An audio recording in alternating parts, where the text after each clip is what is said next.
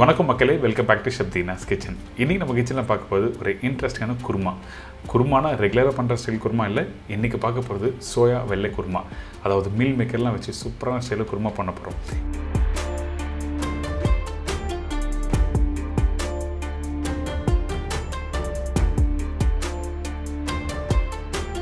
இதுக்கு தொட்டுக்க ஒரு சூப்பரான தந்தூரி ரொட்டி. நீங்கள் நார்மலாக வீட்டில் சப்பாத்தி பண்ணுவீங்களே, அதே மெத்தடில் இந்த தந்தூரி ரொட்டி எப்படி பண்ணுறது? நிறைய பேர் அனுப்பிங்க தந்தூரி ரொட்டிலாம் வீட்டில் பண்ண முடியாது, ஆனால் இன்றைக்கி இந்த மெத்தடில் பண்ண ஆரம்பிச்சிங்கன்னா கண்டிப்பாக உங்களால் பண்ண முடியும். இப்போ இந்த ரெசிபிக்கு தேவையான பொருட்கள் பார்த்தலாமா? சோயா வெள்ளை குருமாக்கு தேவையான பொருட்கள்: மீல் மேக்கர் 50 கிராம், பெரிய சைஸ் வெங்காயம் 1.5 நம்பர், தக்காளி 1 நம்பர், பச்சை மிளகாய் 3லேருந்து 4 நம்பர், இஞ்சி பூண்டு பேஸ்ட் 1 டேபிள் ஸ்பூன், சோம்பு 1/4 டீஸ்பூன், மஞ்சத்தூள் சிறிதளவு, தனியா பவுடர் 1/4 டீஸ்பூன், கருவேப்பிலை தேவையான அளவு, கொத்தமல்லி தேவையான அளவு, தேங்காய் 4 வத்தை, தேங்காய் எண்ணெய் 5 டேபிள் ஸ்பூன், உப்பு தேவைக்கேற்ற, முந்திரி பருப்பு 15லேருந்து 20 நம்பர். இதாங்க சோயா வெள்ளை குருமாவுக்கு தேவையான பொருட்கள். ஃபஸ்ட்டு நம்ம என்ன பண்ண போகிறோம்னா, இந்த சோயா இருக்குல்ல, இந்த சோயாவை தண்ணியில் நல்லா ஊற வைக்கிறோம். ஊற வச்சு தான் யூஸ் பண்ணணும். அப்போ தான் நம்ம குக் பண்ணுற அந்த மசாலா எல்லாமே இதில் இறங்க ஆரம்பிக்கும்.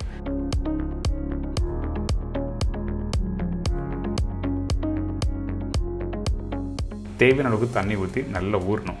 ஊறுற டைமிங் என்ன கேட்டிங்கன்னா, குறைஞ்சபட்சம் ஒரு 2லேருந்து 3 மணி நேரம் நல்லா ஊறலாம். பச்சை தண்ணியில் ஒரு 2 மணி நேரம், இதே சுடு தண்ணி யூஸ் பண்ணினா ஒரு 1 மணி நேரம் கம்மி பண்ணிக்கலாம். இப்போது எந்தளவுக்கு ஊறுதோ அந்தளவுக்கு நல்லா வரும் உங்களுக்கு. இப்போ நல்லா சோயா ஊறி இருக்குது. இந்த இடத்துல நம்ம என்ன பண்ணுறோன்னா, 2 கை வச்சு நல்லா புளிய போகிறோம். அதாவது இதில் தண்ணி சுத்தமாக இருக்கக்கூடாது. தண்ணியோட எடுத்து நீங்கள் குக் பண்ணால் கண்டிப்பாக என்ன ஆகுதுன்னா, அந்த மசாலா இதில் இறங்காது. அதனால தான் நம்ம என்ன பண்ணுறோன்னா, முடிஞ்ச அளவுக்கு டைட்டாக நல்லா புளிஞ்சு எடுத்துருங்க. சுத்தமாக தண்ணி இருக்கக்கூடாது. அதனால தான் சிங்கிள் பீஸ் உங்களுக்கு காமிக்கிறேன். இப்போ புளிஞ்சது இங்கே இருக்குது. இதுக்கப்புறம் மேரினேஷன் பண்ண போகிறோம். நார்மலாக வீட்டில் குருமா பண்ணும்போது டேரெக்டாக போட்டிருப்பீங்க. ஆனால் இந்த இடத்துல கொஞ்சம் காரம் உப்புலாம் தெரியணும். அதனால் நம்ம என்ன பண்ணுறோம், கொஞ்சம் பச்சை மிளகாய், உப்பு, இஞ்சி பூண்டு பேஸ்ட், மஞ்சத்தூள், பொடிசா நறுக்கிய கொத்தமல்லி, அதுக்கப்புறம் கொஞ்சம் தேங்காய் எண்ணெய், இதெல்லாம் போட்ட பிறகு ஒரு பேசிக் மேரினேஷன் பண்ணுறோம். இதில் அந்த உப்பு காரம் இருந்தால் நல்லாயிருக்கும்ல. அது மட்டும் இல்லை, இந்த சோயா ஃப்ரை பண்ணிவிட்டு குருமாவில் யூஸ் பண்ண போகிறோம். நம்ம டேரெக்டாக போட்டிங்கன்னா உங்களுக்கு காரத்தோட தன்மை தெரியாது. சில பேருக்கு வந்து குருமா கிரேவி நல்லா இருக்குது, ஆனால் அந்த சோயாவில் ஒன்றுமே இல்லைன்னு சொல்லி ஃபீல் பண்ணுவீங்களே. அதுக்காக தான் ஃபஸ்ட்டு மேரினேஷன் பண்ணிவிட்டு அதுக்கப்புறம் ஃப்ரை பண்ண ஆரம்பிக்கிறோம். ஃப்ரை பண்ணும்போது நல்லா எண்ணெய் சூடாகணும். சூடு இல்லாத எண்ணெயில் போட்டோன்னா கண்டிப்பாக சோயாவில் எண்ணெய் பிடிக்க ஆரம்பிச்சிடும்.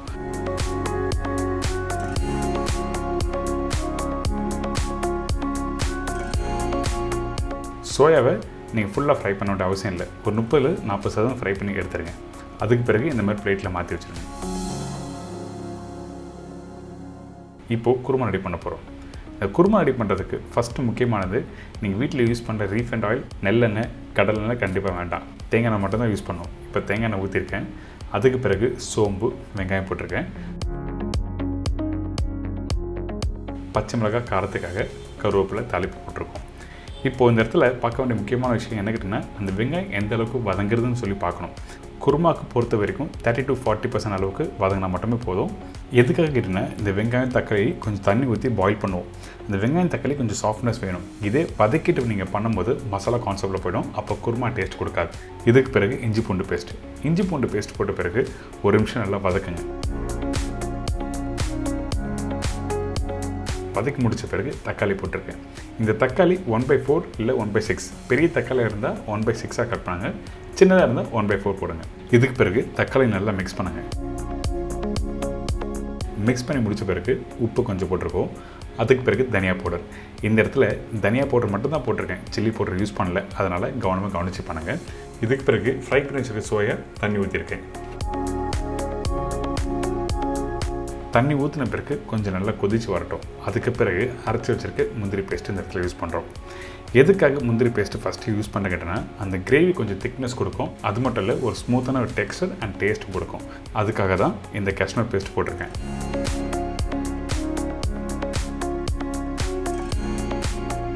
இந்த முந்திரி பேஸ்ட் போட்ட பிறகு ஃபஸ்ட்டு தண்ணியாக இருக்கும். குக் பண்ண கெட்டியாகும்.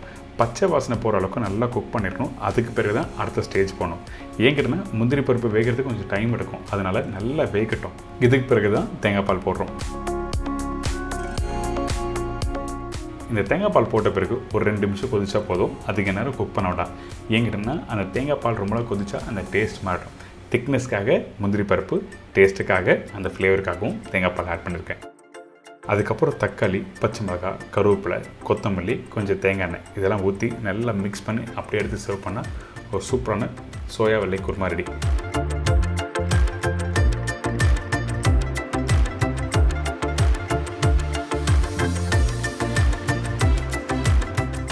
கண்டிப்பாக ட்ரை பண்ணி பாருங்கள். உங்கள் வீட்டில் இருக்கவங்க எல்லாருக்கும் பிடிக்கும்.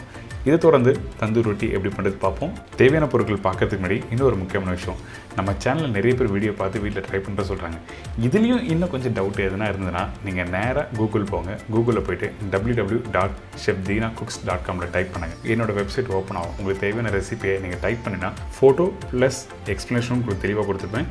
நீங்கள் பாருங்கள், உங்களுக்கு பிடிச்சதா லைக் பண்ணுங்கள். இப்போ வாங்க தந்தூரி ரொட்டிக்கு தேவையான பொருட்கள் பார்க்க போயிடலாம். தந்தூரி ரொட்டிக்கு தேவையான பொருட்கள்: கோதுமை மாவு 250 கிராம், தயிர் 100 ml, குக்கிங் சோடா 1/2 டீஸ்பூன், உப்பு தேவையான அளவு, ஆயில் 2 டேபிள் ஸ்பூன், பட்டர் தேவையான அளவு. இதாங்க இந்த ப்ரிப்பரேஷன் தேவையான பொருட்கள். ஃபஸ்ட்டு நம்ம என்ன பண்ண போகிறோங்கன்னா, நீங்கள் வீட்டில் எப்படி சப்பாத்தி மாவு ரெடி பண்ணீங்களோ அதே மாதிரி தான். ஆனால் இந்த இடத்துல கோதுமை மாவு போட்டிருக்கேன், அதுக்கப்புறம் தயிர் போட்டிருக்கேன், கொஞ்சம் குக்கிங் சோடா. இந்த குக்கிங் சோடா எதுக்காக இதில் ஆட் பண்ணுறக்கிட்டனா கொஞ்சம் சாஃப்ட்னஸ் கொடுக்கும். நீங்கள் டேரெக்டாக தோசைக்கல்ல போட்டு குக் பண்ணும்போது 2 சைட்லையும் போட்டு குக் பண்ணுவீங்க, அப்போ சாஃப்ட்னஸ் கொடுக்கும். ஆனால் இந்த தந்தூரி ரொட்டி ஒரு சைடு மட்டும் தான் நம்ம குக் பண்ணுவோம். அதனால் இந்த குக்கிங் சோடா இந்த இடத்துல தேவைப்படுது. இதுக்கப்புறம் கொஞ்சம் உப்பு போட்டிருக்கேன். தேவையான அளவு தண்ணி ஊற்றி நீங்கள் வீட்டில் சப்பாத்தி மாவு மிக்ஸ் பண்ணுற மாதிரி மிக்ஸ் பண்ணுங்கள். லூஸாக வேண்டாம், அதே டைமில் டைட்டாக வேண்டாம். நல்லா மிக்ஸ் பண்ணி எடுத்துருங்க.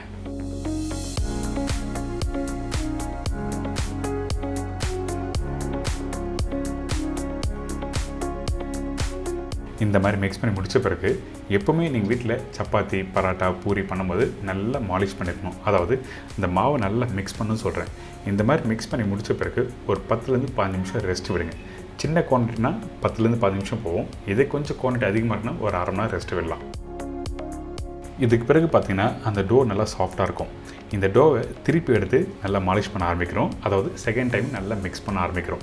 அப்போ தான் உங்களுக்கு ஊறின பிறகு மிக்ஸ் பண்ணும்போது உங்களுக்கு ஒன்றோட ஒன்று நல்லா சேர்ந்துருக்கும். அதுக்கு பிறகு தான் இந்த சப்பாத்தி மாதிரி தேய்ச்சி நம்ம குக் பண்ண ஆரம்பிப்போம்.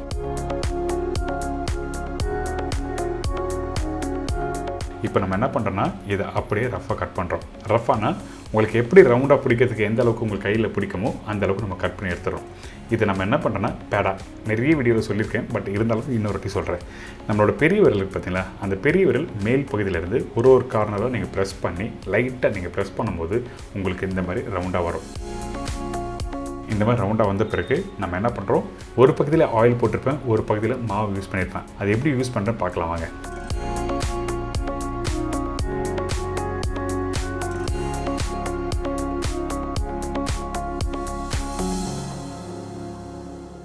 ஃபஸ்ட் நம்ம என்ன பண்ணுறோம், இந்த மேல் பகுதியில் லைட்டாக ஆயில் அப்ளை பண்ணியிருக்கேன். ஆயில் அப்ளை பண்ணி முடித்த பிறகு அதை அப்படியே திருப்பி சப்பாத்தி மாதிரி உருட்ட ஆரம்பிக்கிறேன்.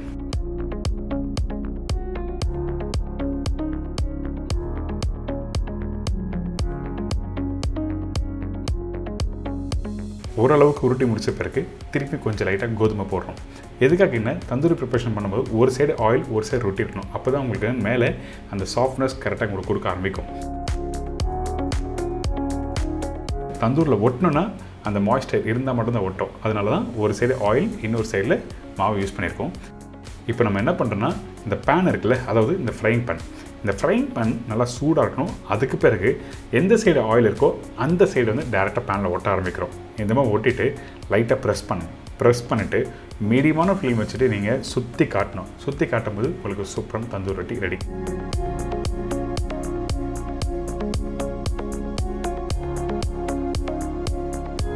இதுக்கு பிறகு உங்களுக்கு தேவையான அளவுக்கு பட்டரை நீங்கள் அப்ளை பண்ண ஆரம்பிக்கலாம்.